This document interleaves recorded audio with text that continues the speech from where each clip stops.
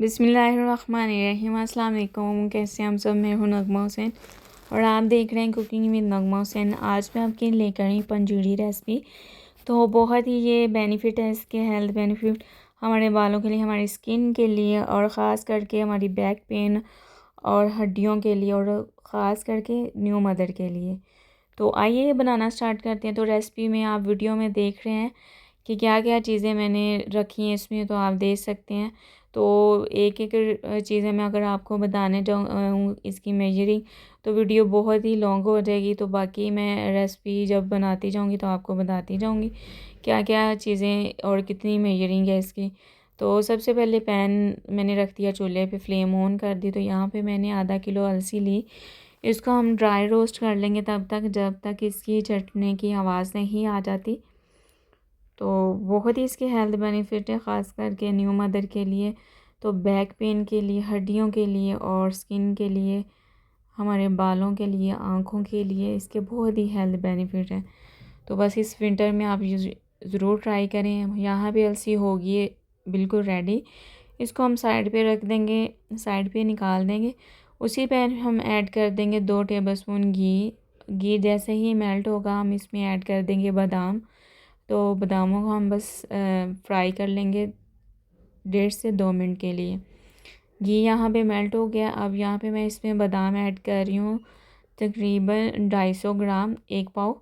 तो इसको बस 1.5 से 2 मिनट के लिए फ्राई करेंगे। एक तो इसमें नमी जो होती है वो दूर हो जाएगी, दूसरा इसका जो फ्लेवर होता है वो डबल हो जाता है। तो यहाँ पे देखें ये फ्राई हो गया है, इसको बाहर निकाल लेंगे और बाकी के जो नट्स हैं सेम इसी तरह फ्राई कर लेंगे। तो इसके साथ अगर आप मेरे चैनल पे न्यू हैं, चैनल को सब्सक्राइब कर दें, वीडियो को लाइक और शेयर कर दें। यहाँ पे अब मैंने इस सेम पैन में ऐड कर दिए हैं काजू। तो काजू मैंने लिए हैं यहाँ में आधा पाव। तो बस इसको भी हम 1.5 से 2 मिनट के लिए अच्छे से फ्राई कर लेंगे। आंच हमने बस मीडियम रखनी, हाई आंच पे नहीं करना वरना ये जल जाएंगे। तो बस यहाँ पे ये भी फ्राई हो गए हैं, तो इनको साइड पे निकाल देंगे। तो सेम मैंने पैन में ऐड कर दिए हैं पिस्ते। तो पिस्ते भी मैंने आधा पाव ही लिए हैं, तो इनको भी फ्राई कर लेंगे। तो यहाँ पे देखें ये फ्राई हो गए हैं, तो इनको भी साइड पे निकालेंगे। तो यहाँ पे देखिए मैं अब वही पैन में ऐड कर रही हूँ, ये गूंदे हैं मेरे पास। गूंदे भी आधा पाव तब तक फ्राई कर लेंगे जब तक ये साइज़ में डबल ना हो जाए और ये फूल ना जाए। इसके भी बहुत फ़ायदे हैं हमारी हड्डियों के लिए, हमारी कमर दर्द के लिए इसके बहुत ही फ़ायदे हैं। तो यहाँ पे देखें ये फ्राई हो चुके हैं, तो अब हम इसको साइड पे निकाल लेंगे। अच्छा, यहाँ पे अब मैंने फिर से तकरीबन 1.5 टेबलस्पून के करीब देसी घी ऐड कर दिया पैन में दोबारा। अब इसमें हम ऐड कर देंगे फूल मखाने। तो यहाँ पे मैंने 2 कप लिए हैं, वज़न में ये होंगे 75 ग्राम। तो बस इसके ये भी हम तब तक फ्राई कर लेंगे जब तक ये अच्छे से क्रिस्पी नहीं हो जाते। तो यहाँ पे देखें ये मखाने भी अच्छे से क्रिस्पी हो गए हैं, तो इसको भी हम साइड पे निकाल देंगे। तो फिर से मैंने 1 टेबलस्पून घी ऐड कर दिया। अब इसमें ऐड कर देंगे हम चारों मगज़ और पंपिंग सीड। आधा पाव हमारे हैं चारों मगज़ और पंपिंग सीड भी 150 ग्राम के करीब है। तो इसको भी हम 2 मिनट के लिए अच्छे से फ्राई कर लेंगे। तो यहाँ पे ये भी फ्राई हो गए, तो इनको हम साइड पे निकाल देंगे। बस फ्राई पे हमें मेहनत होनी है, बाकी काम जो हमने करना है उस पर ज़्यादा मेहनत नहीं है। तो फ्राई पे ही ज़्यादा मेहनत होती है। अब यहाँ पे मैंने तकरीबन आधा पाव के करीब घी ऐड कर दिया था पैन में। साथ ही मैंने 1 पाव सूजी ऐड कर दी है। तो इसको देखे मैंने 7 से 8 मिनट के लिए अच्छे से भून लिया है। गोल्डन सा कलर आ गया और इसकी खुशबू भी आना स्टार्ट हो गई है। तो इसको भी हम साइड पे निकालेंगे। सेम वही पैन में मैंने ऐड कर दी है खसकास। तो यहाँ पे मैंने इसे ना अच्छे से वॉश कर लिया था। तो इसे मैंने ड्राई भी किया था। तो बस इसमें नमी है, तो इसको बस हमने ड्राई रोस्ट करना है, ऑयल में या घी में नहीं करना, ताकि इसकी नमी दूर हो जाए। तो यहाँ पे खसकास भी मैंने आधा पाव ही ली है। तो बस इसके साइड पे निकाल देंगे। अब यहाँ पे मैंने लिया है 1 पाव के करीब देसी घी। तो इसको मेल्ट करने के बाद हम इसमें ऐड कर देंगे बेसन। बेसन भी 1 पाव हो जाएगा। तो बेसन को मैंने अच्छे से छान लिया था। तो इसको बस हम 7 से 8 मिनट के लिए अच्छे से फ्राई करेंगे। एक तो इसमें जो कच्चापन वो दूर हो जाएगा और इस अच्छी सी इसमें महक आना स्टार्ट हो जाएगी। तो बस मेहनत करनी है, अच्छे से इसे भूनना है। तो मीडियम आंच पे भूनना, हाई आंच पे नहीं भूनना। हाई आंच पे भुनेंगे जायका अच्छा नहीं आएगा, जल जाएगा तो सारा जो हमारा पंजीरी का वो मेहनत होगी वो ज़ाया हो जाएगी। तो यहाँ पे देखिए मैंने इसे अच्छे से रोस्ट कर लिया है, अच्छे से फ्राई कर लिया है। आप देख सकते हैं कितना प्यारा कलर आ चुका है। तो ये देखिए बिल्कुल ये रेडी है और बहुत ही अच्छी खुशबू आ रही है। तो अब हम इसे साइड पे रख देंगे ठंडा होने के लिए। दूसरी साइड पे हमने क्या करना है, जो हमने नट्स फ्राई किए हुए थे उनको हम ये चॉपर में ऐड करके मोटा सा दरदरा सा चॉप कर लेंगे। बस इसको फाइन पाउडर नहीं करना। तो कुछ नट्स मैंने बचा लिए हैं, वो हम साबुत ऐड करेंगे।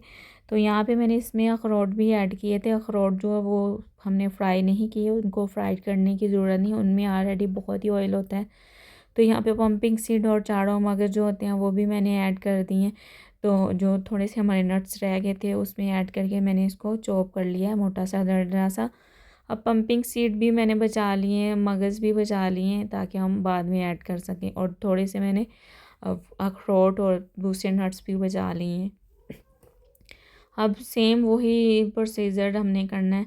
मैंने इसमें ऐड कर दिए हैं फूल मखाने, इनको भी हमने पीस लेना है। तो यहाँ पे देखिए इनको मैंने मोटा सा पीस लिया, मोटा मोटा सा। तो साइड पे कर देंगे। अब यहाँ पे जो हमने गूंदे फ्राई की थी इनको भी हम पीस लेंगे। तो यहाँ पे देखिए मैंने गूंदे भी पीस लिए हैं। तो अब इनको भी साइड पे निकाल लेते हैं। अब हमने जो काम करना है ज़्यादा मेहनत वाला नहीं है। अब यहाँ पे हम 3 पाव के करीब देसी घी लेंगे। जैसे ही घी मेल्ट होगा हम इसमें ऐड कर देंगे अलसी, जो हमने ड्राई रोस्ट की थी उसको मैंने पीस लिया है। बस उसे भी 8 से 10 मिनट के लिए हमने मीडियम आंच पे अच्छे से भूनना है ताकि उसमें जो कच्चापन वो दूर हो जाए और अच्छे से इसमें खुशबू आना स्टार्ट हो जाए। तो यहाँ पे मैंने जैसे ही घी गर्म हो गया तो मैंने उसमें ऐड कर दी अलसी। तो बस हम इसे अच्छे से भून लेंगे। तो आँच हमने यहाँ पे भी मीडियम रखनी है, हाई आँच नहीं रखनी। तो यहाँ पे मैंने इसे अच्छे से भून लिया। अब साथ ही हमने इसमें सूजी ऐड कर दी नहीं है, जो हमने अच्छे से फ्राई की थी। तो बस अब यहाँ पे मैंने बिल्कुल दम वाली आंच कर दी है, क्योंकि हमने अब मेहनत वाला काम नहीं करना, बस इनकी मिक्सिंग ही करनी है। तो फ्राई वाला काम तो हमारा वो कंप्लीट हो गया। अब साथ ही हम इसमें ऐड कर देंगे बेसन जो हमने फ्राई किया हुआ था। बेसन भी मैंने 1 पाव लिया, सूजी भी 1 पाव ली और जो अलसी है वो मैंने आधा किलो ली थी। तो बस इसको मिक्स कर लेंगे। अभी आप देख रहे हैं आपको घी ज़्यादा लग रहा होगा। अभी हमने काफ़ी चीज़ें इसमें ऐड करनी हो, जैसे जैसे जाएंगे तो ये जो हमारा घी वो बैलेंस हो जाएगा। तो यहाँ पे मैंने इसमें ऐड कर दिए हैं फूल मखाने। तो बस इसको भी ऐड करते मिक्स कर लेंगे सारी चीज़ें ऐड करके। यहाँ पे मैंने इसमें ऐड कर दी हैं गूंदे जो हमने पीस ली थी। सारी चीज़ें हमने पहले फ्राई की, फिर हमने उनको पीस लिया।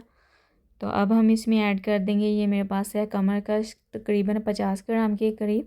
इसको मैंने अच्छे से साफ़ करके पीस लिया था। अब यहाँ पे जो हमने कशकाश ली थी, आधा पाव कशकाश जिसको ड्राई रोस्ट किया था वो ऐड कर दी। अब यहाँ पे मेरे पास तकरीबन 150 ग्राम थी क्रश की हुई कोकोनट। ये मैंने ख़ुद की है, आप बाज़ार वाली भी इस्तेमाल कर सकते हैं। अब साथ ही मैंने इसमें जो नट्स हमने चॉप किए हुए थे, पीस लिए थे, वो मैंने ऐड कर दिए। तो बस इसको हम ऐड करके मिक्स कर लेंगे। साथ ही मैंने हाफ़ टेबल स्पून इलायची पाउडर ऐड कर दिया खुशबू के लिए। आप चाहें तो इसमें पीस कर सौंफ भी ऐड कर सकते हैं। तो बस इसे अच्छे से हम मिक्स करेंगे। अच्छा, अब मैं इसमें ऐड करूँगी शक्कर। आप चाहें तो इसमें चीनी का भी इस्तेमाल कर सकते हैं, पाउडर चीनी का। अब यहाँ पे फ्लेम मैंने बिल्कुल ऑफ़ कर दी है, क्योंकि आपको पता है कि नॉन स्टिक बर्तन देर तक गर्म रहता है। अब हमें आँच की और फ्लेम की ज़रूरत नहीं थी। अब साथ ही मैंने इसमें जो हमने नट्स बचा के रखे थे साबुत, वो मैंने ऐड कर दिए। तो साथ ही मैंने इसमें ऐड कर दी हैं किशमिश। तो किशमिश की जो जो डंडियाँ होती हैं वो मैंने हटा ली थी, अच्छे से साफ़ कर ली थी। अब इसकी मिक्सिंग करेंगे। अच्छा, मैं आपको बता रही थी आप चाहें तो इसमें पीसी हुई चीनी भी ऐड कर सकते हैं, लेकिन मैं तो इसमें शक्कर ऐड करूँगी, शक्कर का ज़्यादा अच्छा टेस्ट आता है। तो यहाँ पे मैंने आधा किलो शक्कर ली है। तो यहाँ पे मैंने आधा किलो शक्कर ली। इसका जो मीठा होगा वो नॉर्मल होगा, ज़्यादा नहीं मीठा होगा। अगर आप ज़्यादा मीठा पसंद करते हैं तो आप ज़्यादा भी इसमें ऐड कर सकते हैं। तो बस ये देखें मैंने इसे अच्छे से मिक्स कर लिया। फ्लेम मैंने मिक्सिंग के टाइम फ्लेम बिल्कुल ऑफ़ कर दी थी। तो बस अच्छे से ये इसको मैंने मिक्स कर लिया। अब इसको मैं आपको डिश आउट करके दिखाती हूँ। तो माशाल्लाह अल्हम्दुलिल्लाह बहुत ही ज़बरदस्त हमारी पंजीरी बन के रेडी हो चुकी है। आप भी इस तरह ज़रूर ट्राई कीजिएगा। उम्मीद करती हूँ आज की आपको रेसिपी पसंद आई होगी। और यह ख़ास करके आज की रेसिपी ख़वातीन के लिए थी, न्यू मदर के लिए थी। तो बच्चों को भी आप दे सकते हैं। बच्चों के लिए भी ये बहुत ही फ़ायदेमंद है। जैसे कि स्कूल में जाते हैं बच्चे, उनके लिए बहुत ही फ़ायदेमंद है। तो उम्मीद करती हूँ आज की रेसिपी आपको पसंद आई होगी। अपना बहुत सारा ख्याल रखिएगा, दुआ में याद रखिएगा। अल्लाह हाफ़िज़।